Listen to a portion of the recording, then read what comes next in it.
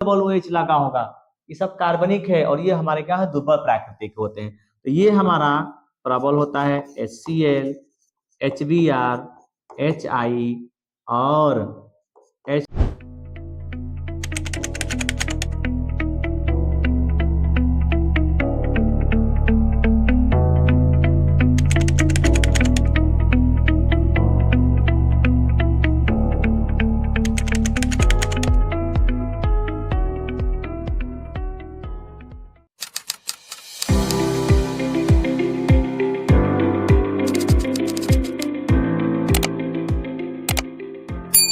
आप सभी का स्वागत है हमारे पार्थ अकेडमी के यूट्यूब प्लेटफॉर्म पे। आज हम एक नए क्वेश्चन के साथ आए हैं जो 2026 के 10 सीरीज लेकर के आए हैं, जिसमें हमारा पहला सीरीज होगा, जिसमें most most most most important question हम लोग लाएंगे।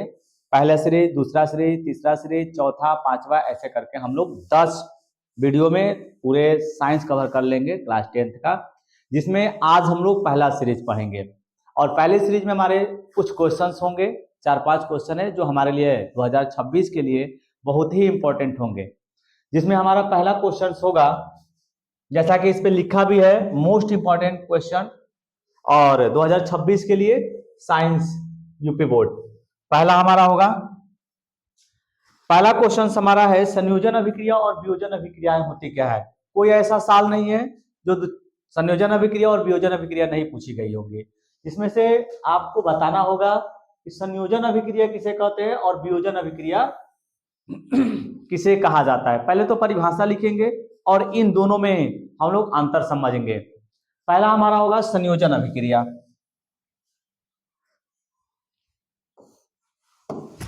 पहला हमारा संयोजन, संयोजन का मतलब होता है कि जब दो या दो से अधिक पदार्थ आपस में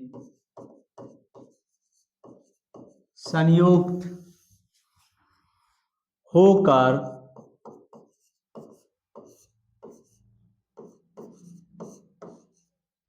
एकल उत्पाद का निर्माण करता है, संयोजन अभिक्रिया कहलाता है।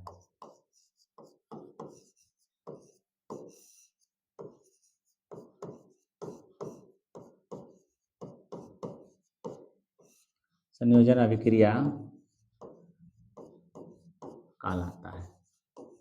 सीधा मतलब समझिए कि जब दो पदार्थ आपस में जोड़ देंगे और जोड़ने के बाद वो एक बन जाता है, तो ऐसी अभिक्रिया को हम लोग क्या बोलेंगे, संयोजन अभिक्रिया। सबसे अच्छा एग्जांपल आपके पास है C+O2 मिल करके बनेगा क्या, CO2। दूसरा एग्जाम्पल आपके पास है Na+CO2, दोनों मिलेंगे तो क्या बनेंगे, NaCl। बैलेंस करना होगा, 2 से गुणा कर दीजिए, यहां से 2 से गुणा आप करेंगे तो दोनों तरफ हर एक एलिमेंट क्या हो जाएंगे, बराबर हो जाएंगे। और बैलेंसिंग का भी आपका क्वेश्चन पूछता है। इसमें एक और बात समझ लीजिए, जो ये मैंने एग्जांपल लिखा है ये ऑक्सीकरण का भी एग्जांपल है। जिस यौगिक में ऑक्सीजन जुड़ते हैं उस यौगिक को हम लोग बोलते हैं कि उस पदार्थ का ऑक्सीकरण हुआ है। और साथ ही साथ इस इक्वेशन में एक और पॉइंट है कि वायु की उपस्थिति में अगर हम किसी पदार्थ को जलाते हैं तो वहां पे ऊष्मा निकलती है, तो ऐसे अभिक्रिया को हम लोग बोलते हैं ऊष्मा क्षेपी अभिक्रिया। दूसरा हमारा वियोजन अभिक्रिया क्या होती है, जब एकल उत्पाद टूटकर दो या दो से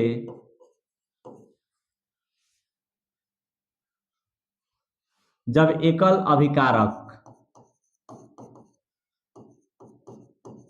टूटकर दो या दो से अधिक उत्पाद देता है तो यह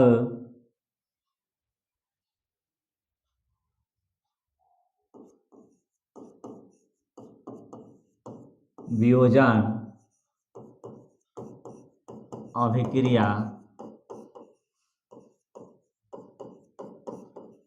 कहलाता है। जब दो या दो से अधिक उत्पाद देने लगेंगे तो ऐसे अभिक्रियाओं को हम लोग किसके नाम जानेंगे? ऐसे अभिक्रिया को वियोजन अभिक्रिया हम लोग कहते हैं। उदाहरण के लिए आपके पास CuO को गर्म करिए तो ये देगा क्या आपको? Cu प्लस ऑक्सीजन गैस मुक्त हो जाएगा। बैलेंस करना होगा तो 2 से मल्टीप्लाई कर दीजिए, तो यहाँ पे आपको 2 से मल्टीप्लाई करना होगा। और आप अगर हम कैल्शियम हाइड्रोक्साइड लिए हैं और जब हम इसको गर्म करेंगे तो ये इसमें से जल वाष्प के रूप में बाहर निकल जाएगा, तो बचेगा क्या? CaO प्लस क्या? H2O। तो यहाँ से यहाँ पहुंचना दो उत्पादों में टूट रहा है, तो ऐसे अभिक्रिया को हम लोग किसके नाम जानेंगे? वियोजन अभिक्रिया। कभी कभी संयोजन और वियोजन में अंतर पूछता है। संयोजन में हमारे क्या होते हैं? दो पदार्थ आपस में जुड़ करके एक बनते हैं, और वियोजन में क्या होता है कि एक अभिकारक टूट करके दो या दो से अधिक उत्पाद देता है। ये दोनों में क्या है? अंतर है। कभी कभी ये भी पूछता है कि संयोजन वियोजन के विपरीत क्यों है? तो संयोजन में दो जुड़ते हैं और उसमें एक टूट करके दो देता है, ऐसे इसलिए हम लोग संयोजन को वियोजन के विपरीत बोलते हैं। दूसरा क्वेश्चन आपका है ऊष्माक्षेपी और ऊष्माशोषी अभिक्रिया क्या होती है? तो ऊष्माक्षेपी का मतलब होता है कि ऐसी अभिक्रिया जिसमें से ऊष्मा बाहर निकलता होगा, ऐसी अभिक्रिया को ऊष्माक्षेपी बोलेंगे। और ऊष्माशोषी का मतलब होता है कि ऐसी अभिक्रिया जिसमें से ऊष्मा बाहर निकलेंगे, ऐसी अभिक्रियाओं को हम लोग ऊष्माशोषी के नाम से जानते हैं। तो सीधा सीधा मैं एक शब्दों में लिख लूं, वह अभिक्रिया जिसमें ऊष्मा मुक्त होता है, ऊष्माक्षेपी अभिक्रिया कहलाता है। उदाहरण के लिए फिर मैं पीछे वाला ही एग्जाम्पल रख दूं, ऑक्सीजन अगर हम कार्बन को वायु की उपस्थिति में जलाएंगे तो मिलेगा CO2 प्लस ऊष्मा मिलेगा और प्लस प्रकाश मिलेगा। तो ऐसी अभिक्रियाओं को हम लोग क्या बोलते हैं? ऊष्माक्षेपी अभिक्रिया बोलते हैं। उदाहरण और भी आपके पास है, अगर हम बुझे हुए चूने में, बुझा हुआ अगर चूना है उसमें पानी डालेंगे तो ये इसमें क्या हो जाएगा? विलय हो जाएगा और बनेगा क्या? OH का ट्वाइस और प्लस ढेर सारा ऊष्मा क्या करेगा? रिलीज करेगा। तो जिन अभिक्रियाओं में से ऊष्मा निकलती है ऐसी अभिक्रियाओं को ऊष्माक्षेपी बोलते हैं। और ऊष्माशोषी में क्या होते हैं कि वह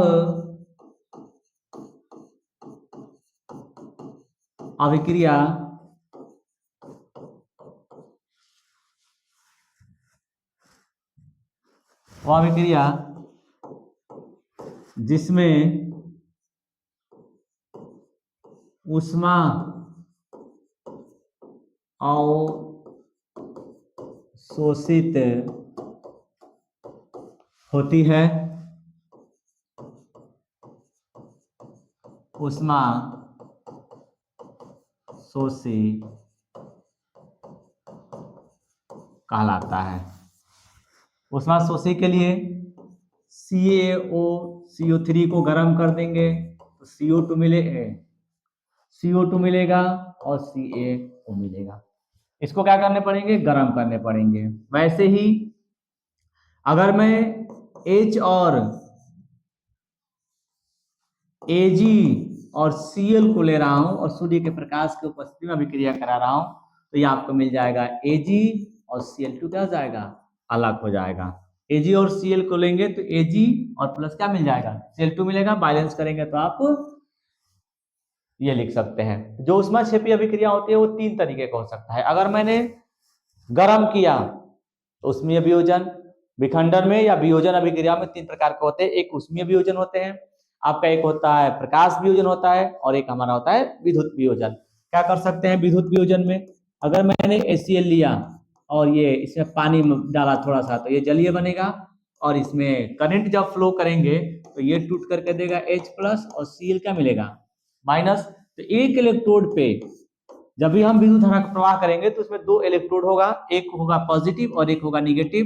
तो निगेटिव कहाँ जाएगा पॉजिटिव पे, और रिलीज कर देगा क्या Cl2, और ये H कहाँ पहुंचेगा कैथोड पे, तो देगा क्या H2। तो जब हम HCl में विद्युत धारा प्रवाहित करेंगे तो हाइड्रोजन गैस निकलेगा, और कौन सा निकलेगा Cl2 गैस। ये अभिक्रिया हमारी क्या कहलाएगी उष्मा शोषी अभिक्रिया कहलाएगी। उष्मा की आवश्यकता पड़ रही है। तीसरा रेडॉक्स अभिक्रिया। रेडॉक्स अभिक्रिया का मतलब रेडॉक्स लिखा है, अपचयन लिखा है, ऑक्सीकरण लिखा है। तो रेडॉक्स का मतलब होता है जिसमें ऑक्सीकरण और अपचयन दोनों होते हैं, और ऑक्सीकरण अपचयन जब तक जानेंगे नहीं तब तक आप रेडॉक्स नहीं लिख सकते हैं। तो पहले आप रेडॉक्स जानने से पहले आपको पहले ऑक्सीकरण जानना होगा। तो यहीं पे मैं लिख दे रहा हूं ऑक्सीकरण।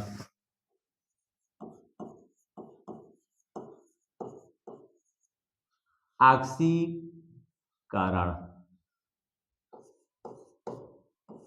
देखिए, ऑक्सीकरण का सीधा मतलब होता है कि अगर किसी पदार्थ में ऑक्सीजन जुड़ रहा है तो हम कहेंगे ऑक्सीकरण हुआ है, या फिर हाइड्रोजन निकल रहा है तो भी ऑक्सीकरण हुआ है, या कोई वैद्युत ऋणात्मक तत्व जुड़ रहा है तो भी क्या हो रहा है ऑक्सीकरण हो रहा है। तो सीधा आप लिख सकते हैं कि कोई मेरे पास पदार्थ है, इसको हम मान लेते हैं पदार्थ, और मैं इसमें जोड़ दे रहा हूं ऑक्सीजन, या इसमें समय हाइड्रोजन निकाल दिया, या फिर हम क्या कर सकते हैं कोई वैद्युत ऋणात्मक Cl2 Br2 जोड़ दिया, N2 जोड़ दिया, ठीक, O2 जोड़ दिया। ये सब अगर हम किसी पदार्थ में जोड़ रहे हैं तो उस पदार्थ का हमेशा क्या होगा ऑक्सीकरण होगा।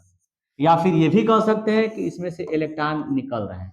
इतने कंडीशन अगर ये पालन कर रहा है, इतने कंडीशन का ये फॉलो कर रहा है, तो हम कह देंगे कि उसका क्या हो रहा है ऑक्सीकरण। उदाहरण के लिए H2 प्लस O2 बनेंगे क्या H2। अब देखिए ये ऑक्सीजन इसमें जुड़ रहा है, इस पदार्थ का यहां से यहां पहुंचना क्या हो रहा है ऑक्सीकरण हो रहा है। ठीक, चलिए अब चयन देखिए।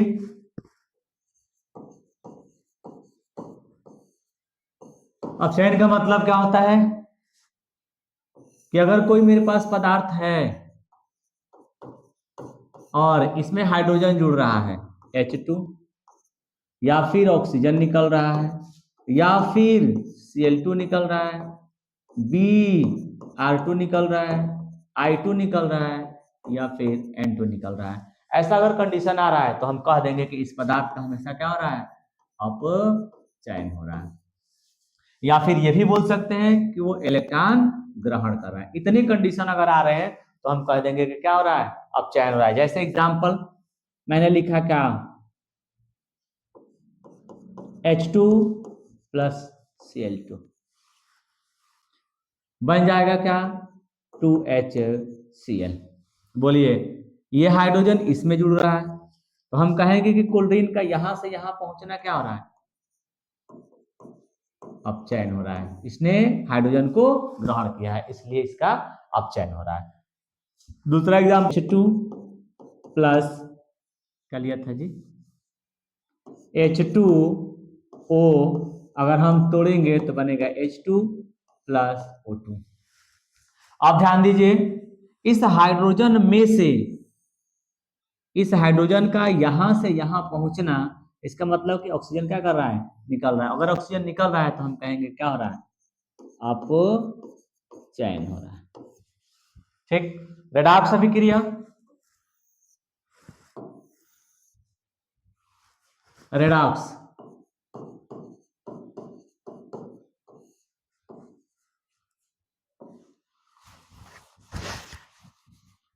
रेडॉक्स अभिक्रिया जिन अभिक्रियाओं में एक ही साथ एक ही समय पर ऑक्सीकरण और अपचयन दोनों होता है तो ऐसे अभिक्रियाओं को हम लोग ऑक्सीकरण रेडॉक्स अभिक्रिया के नाम से जानते हैं। तो लिख सकते हैं कि वह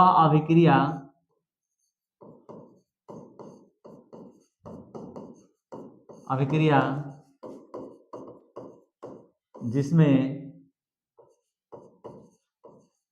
एक ही साथ एक ही समय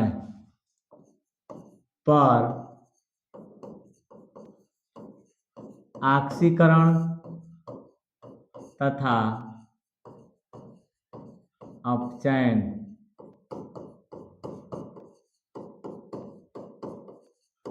दोनों होता है। रेडॉक्स अभिक्रिया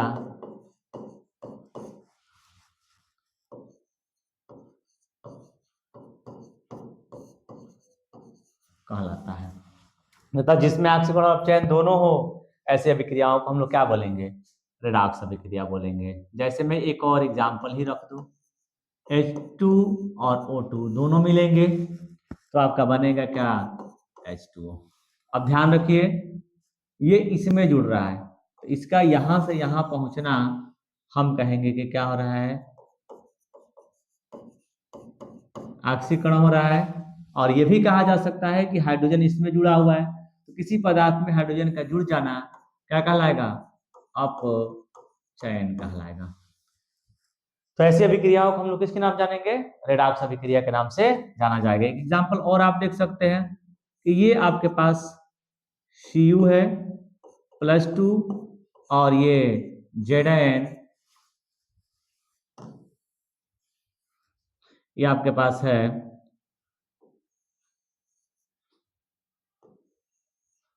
CuSO4 प्लस Zn।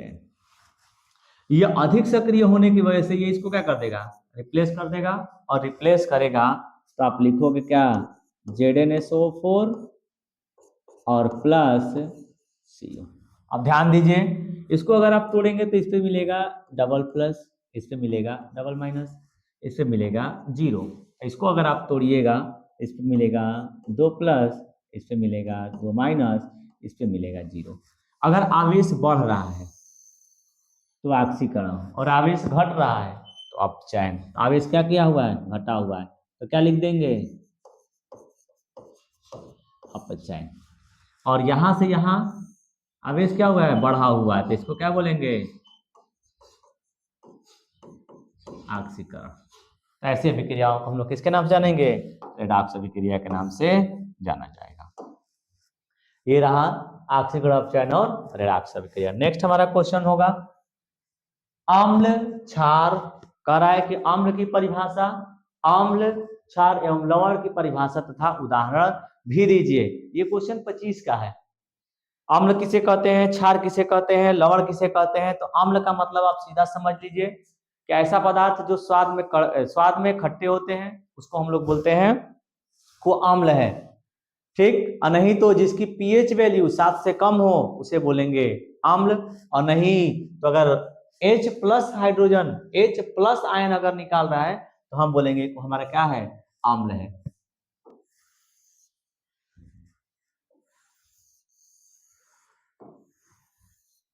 ठीक, पहले मैं लिख दूं अम्ल। अम्ल मतलब वे पदार्थ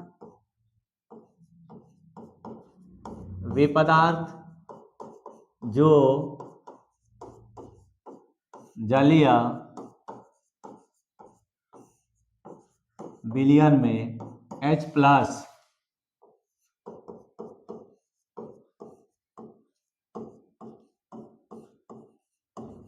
आयन देता है, H प्लस आयन देता है, अम्ल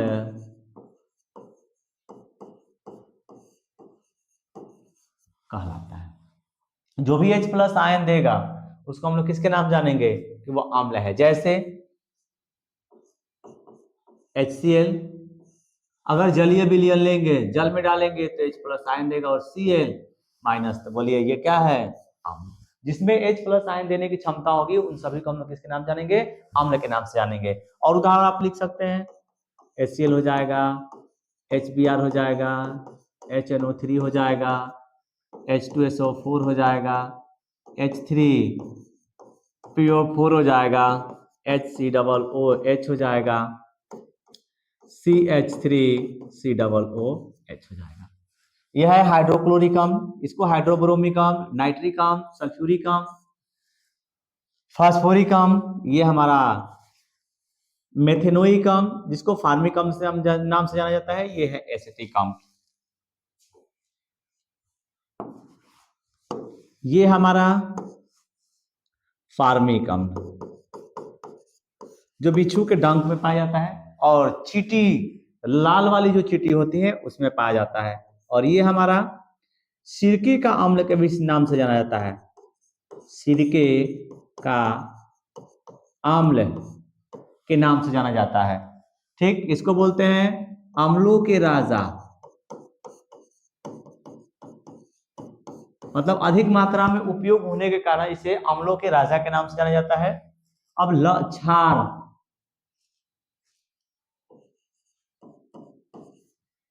क्षार क्या होते हैं? तो लिख सकते हैं कि वे पदार्थ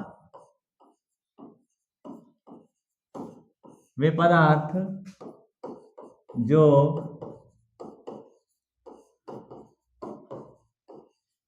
जलीय विलयन में OH माइनस आयन देता है, क्या कहलाता है? क्षार कहलाता है।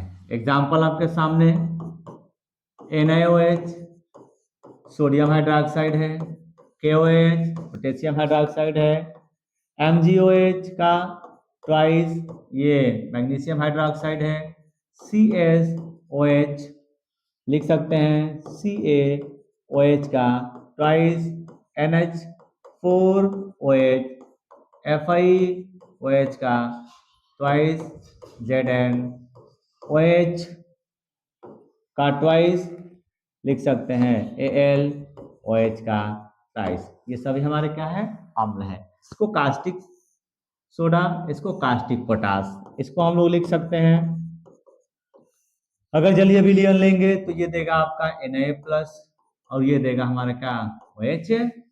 इसको हम लोग कास्टिक सोडा, इसका उपयोग हम लोग साबुन बनाने में करते हैं। NaOH का उपयोग और KOH का उपयोग हम लोग साबुन बनाने में कर सकते हैं। और यहीं पे दोनों में दो बातें और समझ लीजिए। अम्ल जब हम बात करेंगे तो अम्ल के दो टाइप बात करेंगे, एक होगा प्रबल अम्ल और इधर हम लोग बात करेंगे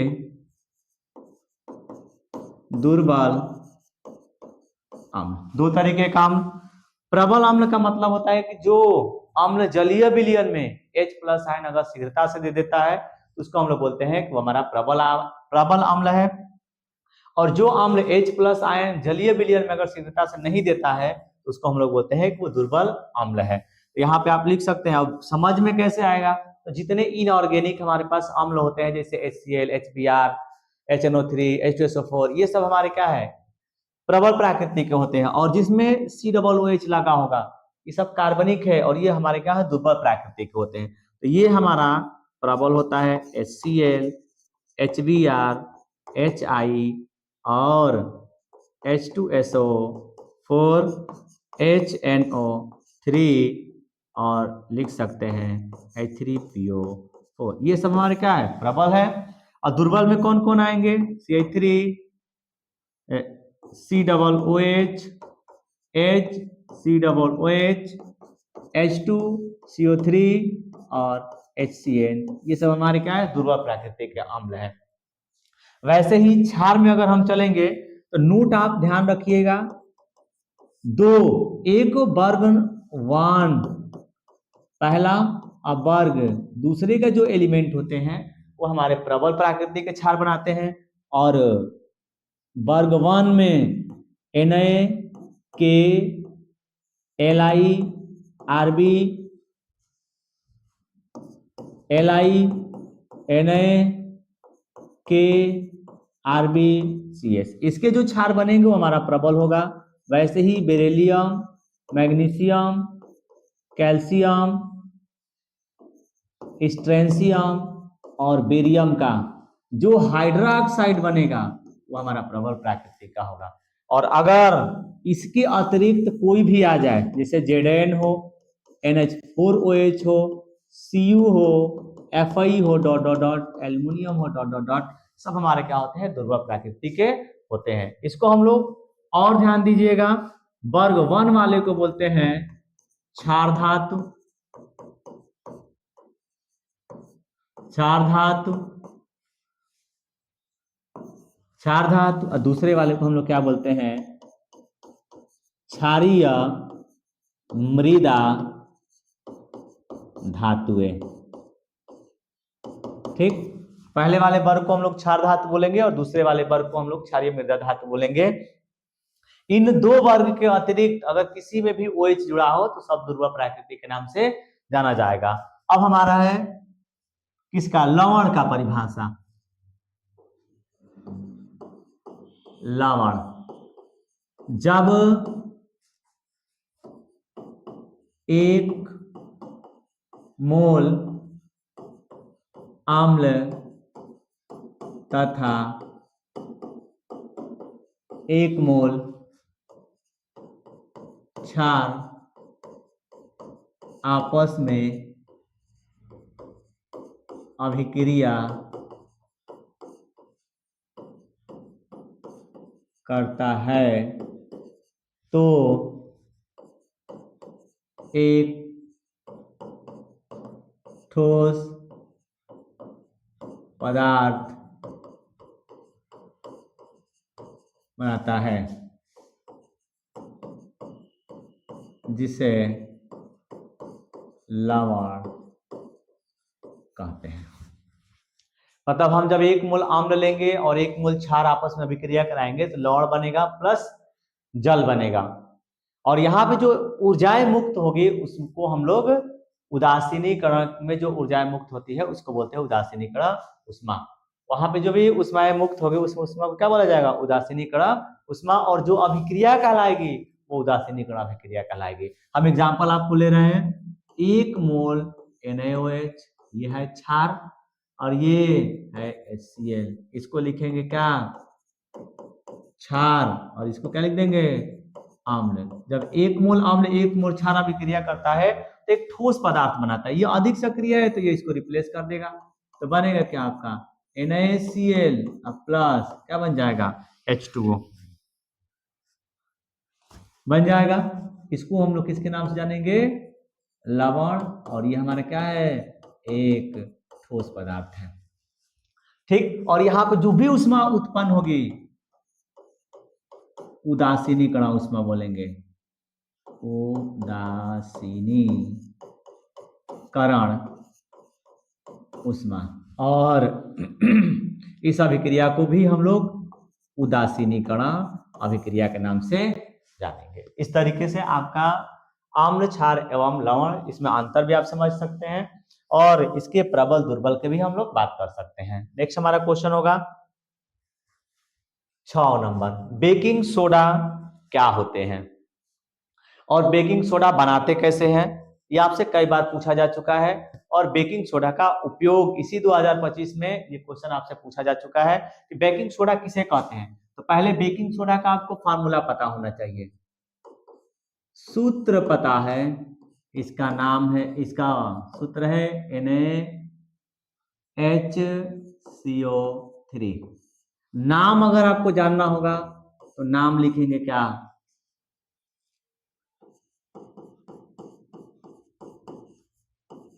सोडियम, इसको बोलेंगे hydrogen sulphate carbonate,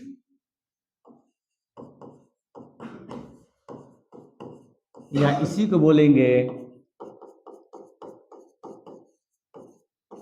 sodium by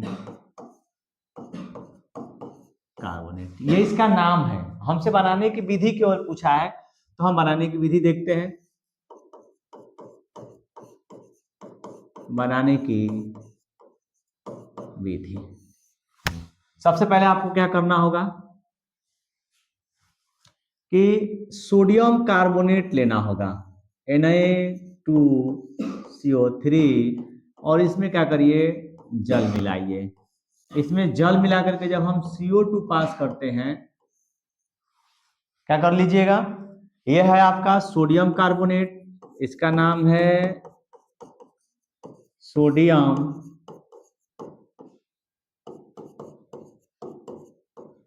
carbonate और ये आपका क्या है जल। इसके पहले विलियन लेंगे और उसमें CO2 पास करेंगे, तो CO2 जैसे ही पास करेंगे उसमें जाकर क्या करेगा घुल जाएगा, तो बनेगा क्या आपका NaHCO3। बैलेंस करना होगा तो सोडियम आपका 2 बार है तो 2 से गुना कर लीजिए, काउंट कर लीजिए, सब कुछ बराबर है। इसी का नाम हमारा क्या है बेकिंग सोडा। बेकिंग सोडा इसका सामान्य नाम क्या बोलेंगे खाने वाला सोडा, इसी का नाम है सोडियम बाई कार्बोनेट। उपयोग आप देखिए, इसका उपयोग हम लोग अम्लता को दूर करने में करते हैं, इसका उपयोग प्रयोगशाला में अभिकर्मक के रूप में करते हैं, इसका उपयोग हम लोग धावन सोडा बनाने में करते हैं। मतलब भिन्न भिन्न जगह पे हम इनका उपयोग आराम से कर सकते हैं और ये क्वेश्चन पूछा जाता होगा। साथ में और पूछता है किसका NaHSO, एक मिनट, NaHCO3 का तो उपयोग पूछता ही है, साथ में Na2CO3 10H2O का भी उपयोग पूछता है, साथ ही में CaOCl2 का उपयोग पूछता है, साथ ही में CaSO4 इंटू हाफ H2O का भी उपयोग पूछता है, साथ ही में CaSO4 2H2O का भी कभी कभी उपयोग पूछ लेता है। तो इसका उपयोग हम लोग कहाँ करते हैं, अगर 2 उपयोग बनाने के लिए पूछे तो इसका उपयोग हम लोग खाने में करते हैं, पूरी बनाने में, पुआ बनाने में, बेकिंग सोडा बेकरी में करते हैं, धावन सोडा बनाने में करते हैं।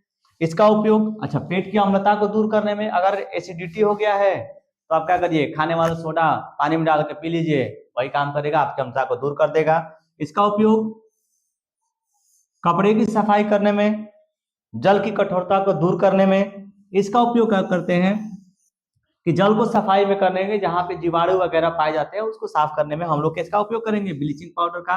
ब्लीचिंग पाउडर को कैल्शियम ऑक्सीक्लोराइड बोलते हैं और कैल्शियम ऑक्सीक्लोराइड का नाम है सामान्यतः ब्लीचिंग पाउडर।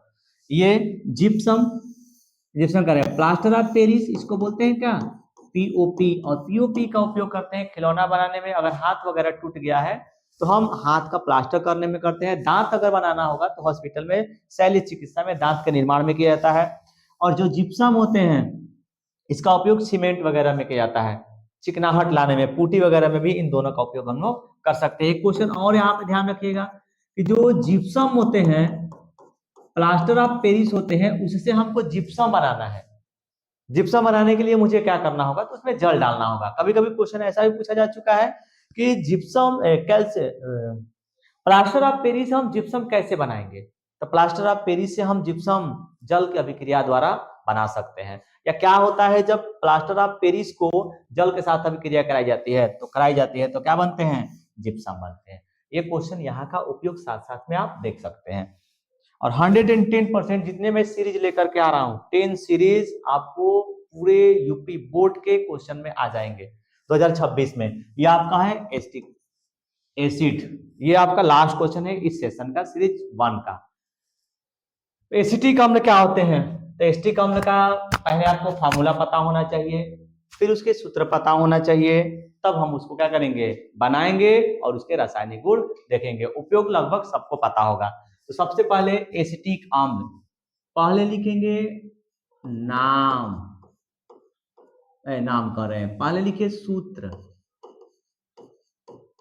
सूत्र होता है CH3COOH। नाम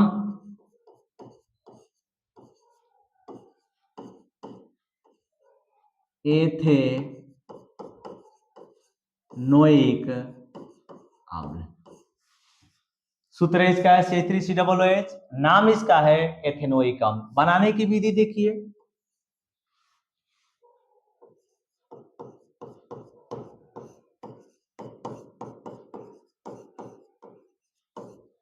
बनाने की विधि करते क्या है कि एथेनॉल को KMnO4 या K2Cr2O7 की उपस्थिति में जब ऑक्सीकृत कराते हैं तो ये हमारा का एल्थिल एल्कोहल या एथेनॉल कार्बोक्सिलिक अम्ल में बदल जाता है। अब कार्बोक्सिलिक अम्ल की जगह पे यहाँ पे 2 कार्बन का एसिटिक अम्ल है, इसलिए हम यहाँ पे एसिटिक अम्ल के नाम लिखेंगे। जनरली कोई भी एल्कोहल हो 1 डिग्री अगर KMnO4 के साथ अभिक्रिया करता है तो ये आपको कार्बोक्सिलिक अम्ल बना करके देता है। तो लिखेंगे क्या,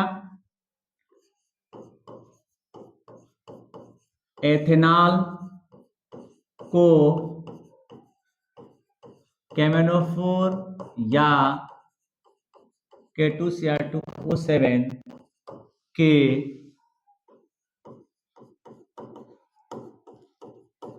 उपस्थिति में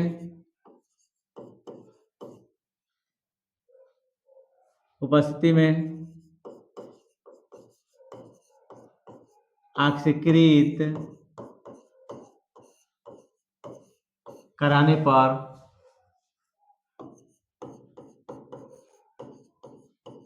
एसिटिक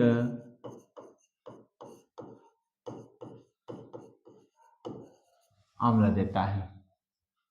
तो आपको लिखना होगा पहले एथेनॉल, एथेनॉल का फॉर्मूला CH3CH2OH, और ऑक्सीकृत का मतलब होता है ऑक्सीजन का जुड़ना, और किसके उपस्थिति में जोड़ेंगे, KMnO4 या आपको लिखना होगा K2Cr2O7। लिखने का तरीका आप समझ लीजिए, ये होगा आपका CH3CH और HOH, और यहाँ पे आपको क्या लेना होगा,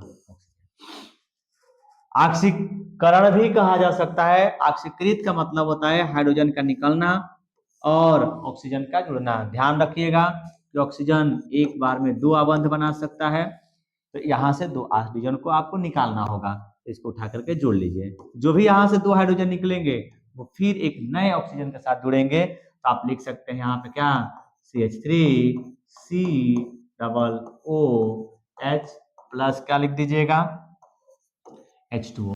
ये आपका हो गया क्या, बनाने की विधि। उपयोग आप अच्छे तरीके से जानते होंगे।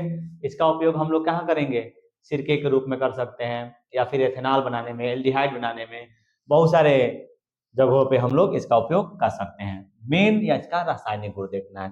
देखिए रासायनिक गुण,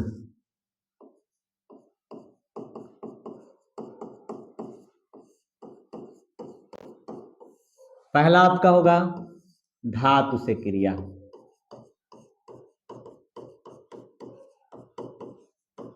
धातु से क्रिया। अब यहां पे क्या लिख देंगे कि एसिटिक अम्ल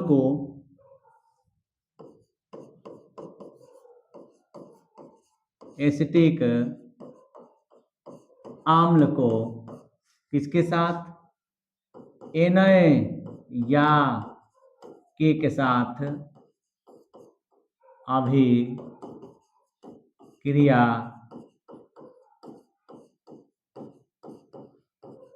कराने पर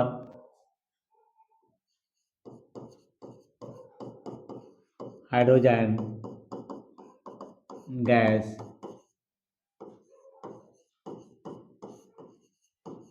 निकलता है। चलिए मैं ले रहा हूं एसिटिक अम्ल COOH प्लस Na।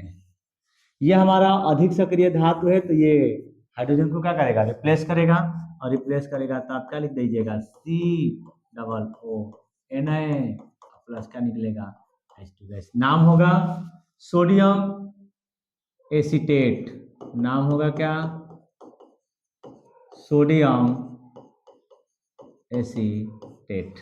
और अगर आप पोटेशियम लेंगे तो लिख लीजिए CH3COOH प्लस K, ये इसको रिप्लेस कर देगा, CH3COOK प्लस क्या बन जाएगा, H2 गैस, इसको बोलेंगे पोटेशियम एसीटेट। दूसरा आपका होगा क्षार के साथ क्रिया, क्षार से क्रिया, ठीक। तो क्षार से भी क्रिया कराएंगे तो वही बनेगा हाइड्रोजन गैस प्लस लौह बनेगा। तो यहाँ पे लिख सकते हैं अम्ल प्लस क्षार मिलाएंगे तो लवण और प्लस क्या मिलेगा, जल मिलेगा।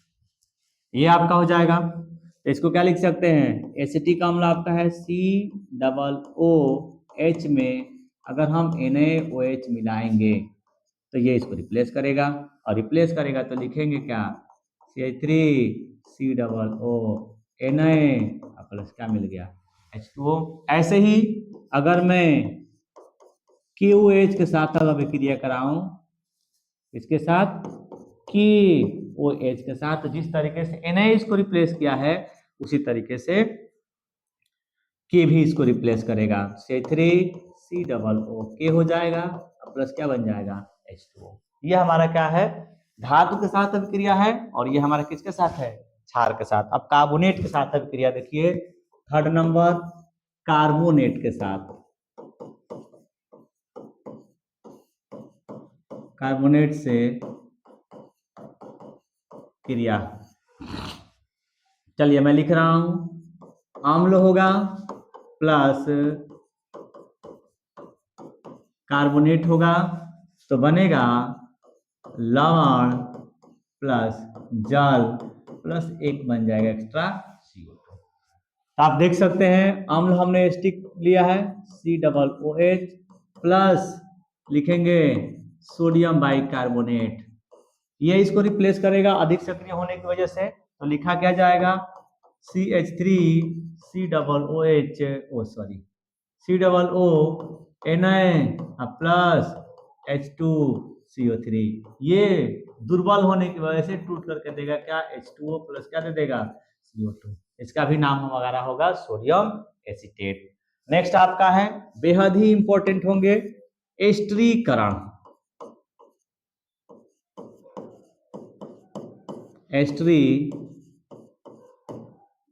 एस्टरीकरण,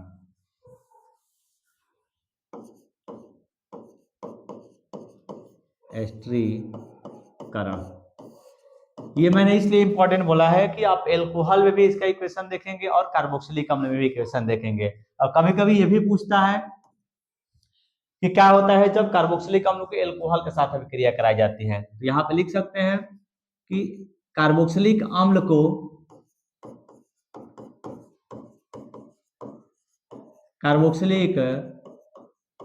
को एथेनॉल के साथ अभिक्रिया कराने पर एस्टर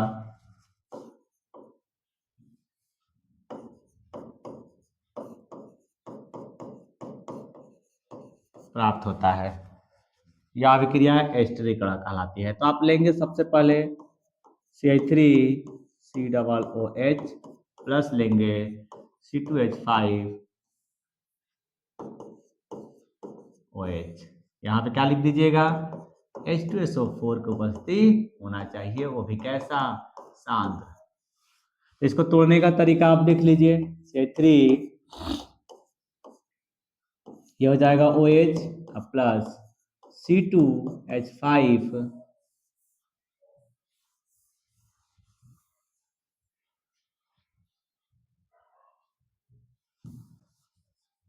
ठीक, यहाँ पे हो जाएगा C2H5OH। अब ध्यान दीजिए,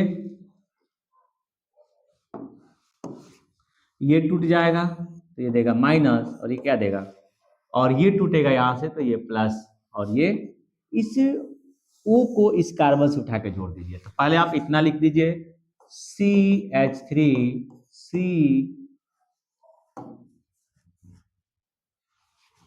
CO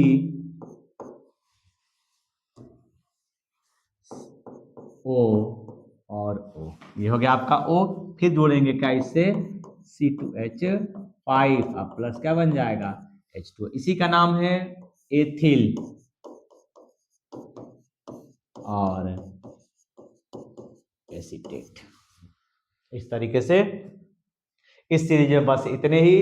अगला सीरीज में आपको और भी इंपॉर्टेंट क्वेश्चंस आएंगे और इसी तरीके से हम लोग सीरीज बाय सीरीज 10 सीरीज पढ़ेंगे।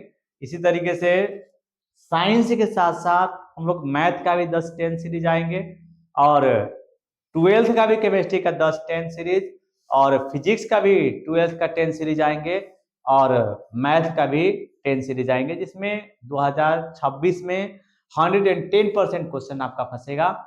और आपको अगर वीडियो अच्छा लग रहा हो तो लाइक करिए, सब्सक्राइब करिए और चैनल को सपोर्ट करिए। धन्यवाद, जय हिंद।